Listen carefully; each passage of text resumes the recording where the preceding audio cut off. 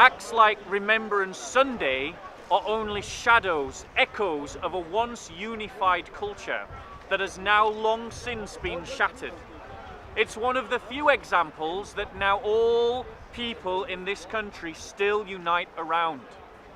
They've lost their Christian heritage, they've lost their Christian identity, and they will not recover any sense of identity as being English until they rediscover their Christian roots and their Christian history.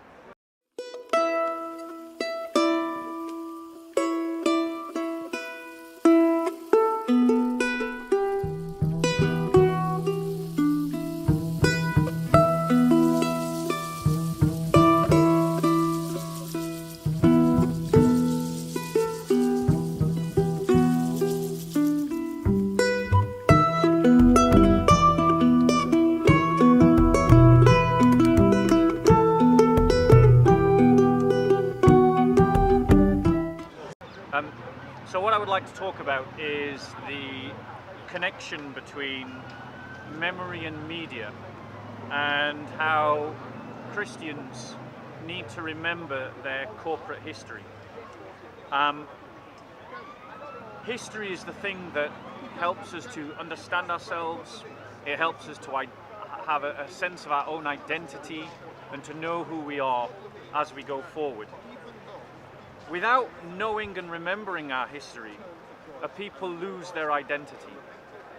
And as Christians, we need to consider the history of the church and how the church travels and has traveled through time to the present as a way of understanding ourselves and understanding our own identity.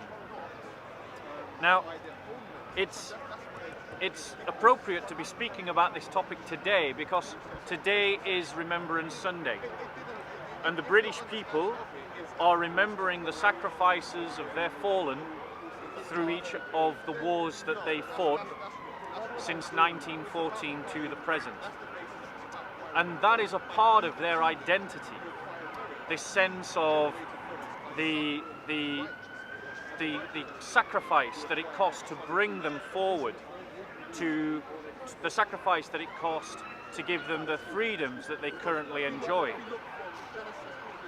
But as Christians, we also have an example of knowing our own history, of knowing our history through our own prism, through our own sense of identity. Paul speaks about this in Hebrews 11, and do read the whole chapter. In verse 13 we read, "All these died in faith without receiving the promises, but having seen them and having welcomed them from a distance, and having confessed that they were strangers and exiles on the earth. For those who say such things make it clear that they are seeking a country of their own. And indeed, if they had been thinking of that country from which they went out, they would have had opportunity to return. But as it is, they desire a better country, that is, a heavenly one. Therefore, God is not ashamed to be called their God, for he has prepared a city for them." As Christians, our sense of history is not rooted in any nation state. I'm not British. As Christians, you're not American or Canadian or Australian. You're not Japanese or Nigerian. You're not from Zimbabwe or South African. You're not Russian or Polish. As Christians, we form a nation of our own, and we have a history of our own. We aren't people that belong to any worldly kingdom, but we are, as it were, strangers in a foreign land. We are, as it were, a community of travellers, pilgrims, moving through the centuries until the completion of history. As implied in this, we look back to the champions of faith that Paul speaks upon. He speaks about the champions of faith in Hebrews 11 to give us examples of what faith can achieve, of what faith can accomplish. But in so doing, he creates this secondary level of teaching, that we should remember our history.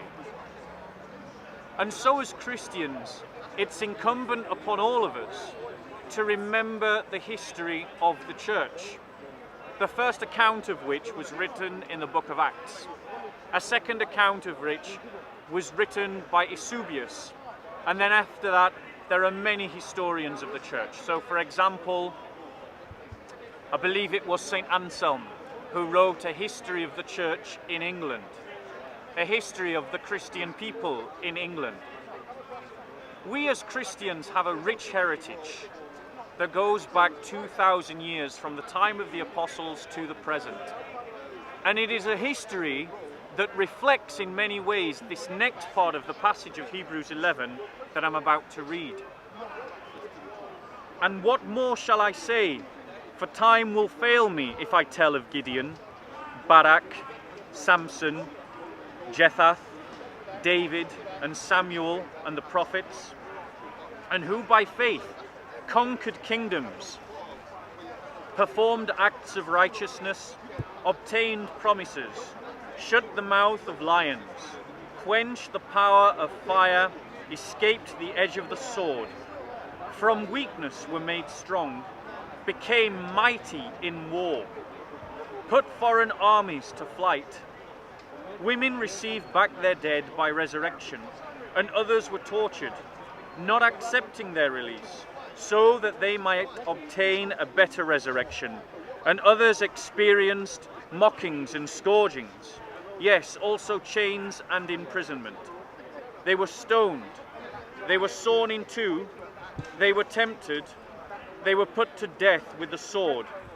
They went about in sheepskins and goatskins, being destitute, afflicted, ill-treated, men of whom the world was not worthy, wandering in deserts and mountains, and caves and holes in the ground.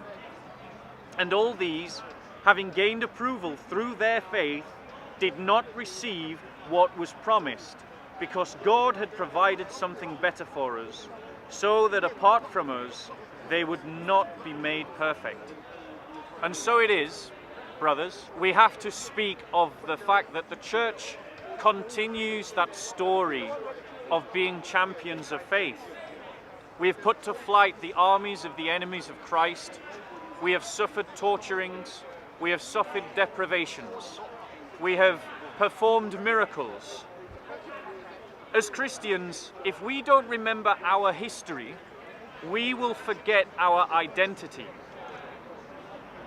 And I would like to pull out 4 lessons that I think are important that Christians need to remember from their own history in the maintenance of their identity.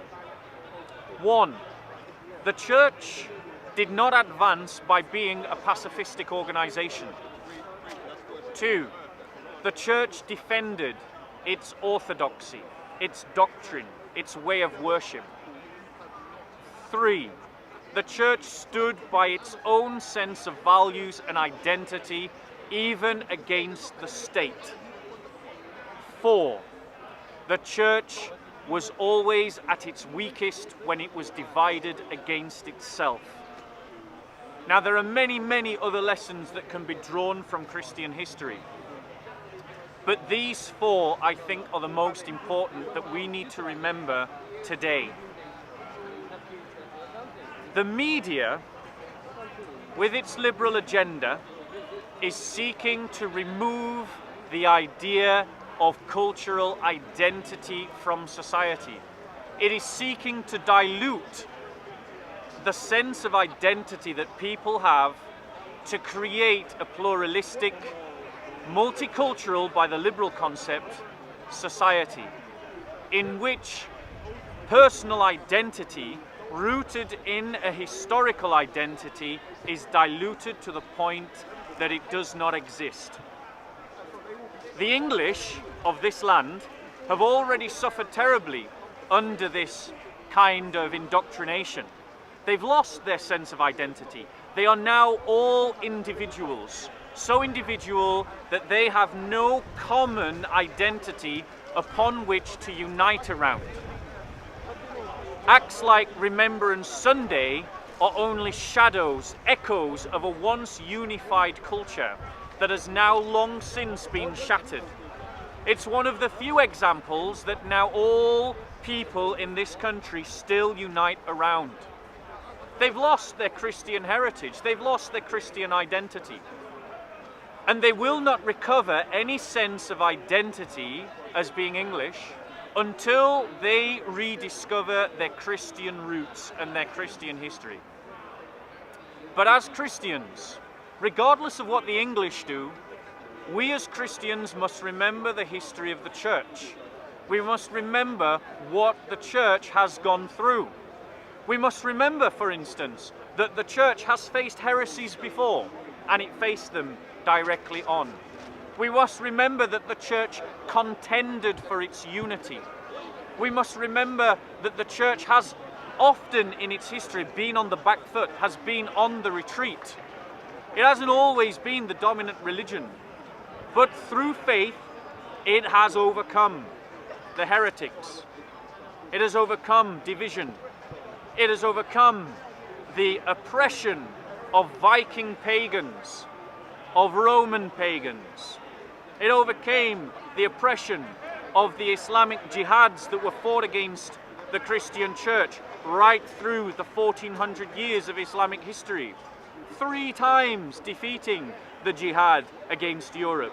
Ethiopia, the only Christian country not only to resist the occupations of the Islamic world, but also the attempts of colonialism.